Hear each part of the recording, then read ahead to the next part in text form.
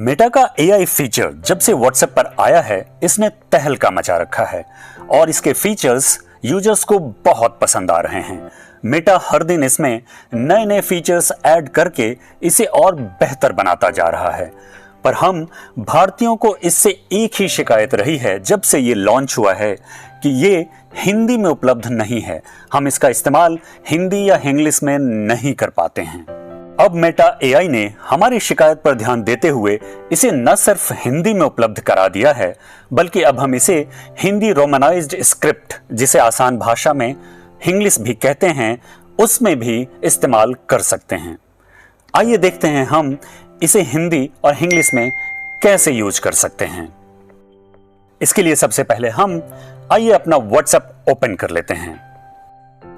WhatsApp open करने के बाद हम अपना मेटा एआई ओपन कर लेते हैं। मेटा एआई से बात करने से पहले आइए हम अपने कीबोर्ड का लैंग्वेज इंग्लिश से हिंदी कर लेते हैं। हिंदी में लैंग्वेज सेलेक्ट करने के बाद आइए हम मेटा एआई से कुछ हिंदी में पूछ कर देखते हैं। चलिए सबसे पहले इससे यह पूछते हैं कि भारत की राजधानी कहां है। आइए देखते हैं कि यह हमें हिंदी भाषा में इस सवाल का उत्तर दे पाएगा या नहीं।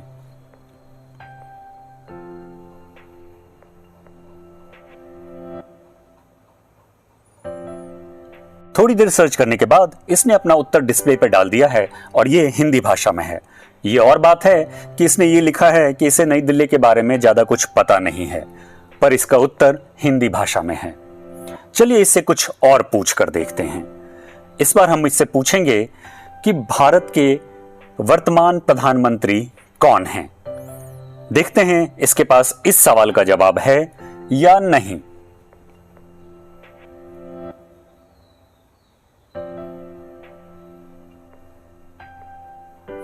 अब ये सर्च कर रहा है और सर्च के बाद इसने रिजल्ट डिस्प्ले कर दिया है। इसने हमें ठीक ठीक बता दिया है कि नरेंद्र मोदी भारत के वर्तमान प्रधानमंत्री हैं और उनके बारे में कुछ महत्वपूर्ण बातें भी इसने हमें बताई है। हिंदी भाषा में तो इसने हमारे सवालों का जवाब सही सही दे दिया। चलिए अब इससे एक सवाल इंग्लिश में पूछते हैं। मैं इससे पूछूंगा कि भारत के वर्तमान फाइनेंस मिनिस्टर कौन है। देखें इसका जवाब ये इंग्लिश में दे पाता है या नहीं।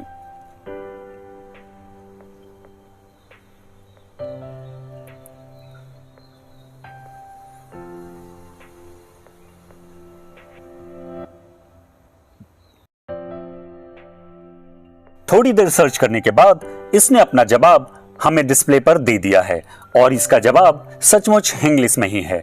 इसने हमें बता दिया है कि भारत के वर्तमान फाइनेंस मिनिस्टर निर्मला सीतारमण हैं। साथ ही इसने हमें निर्मला सीतारमण जी के बारे में कुछ इंपॉर्टेंट बातें भी बताई हैं और सबसे आखिरी में हमें विकिपीडिया का एक लिंक भी दे दिया है, यदि हम इनके बारे में और अधिक जानकारी प्राप्त करना चाहें तो देखा दोस्तों, अब हम मेटा एआई को हिंदी और इंग्लिश दोनों में इस्तेमाल कर सकते हैं। अब ये मेटा एआई हम भारतीयों के लिए और भी अधिक उपयोगी हो गया है।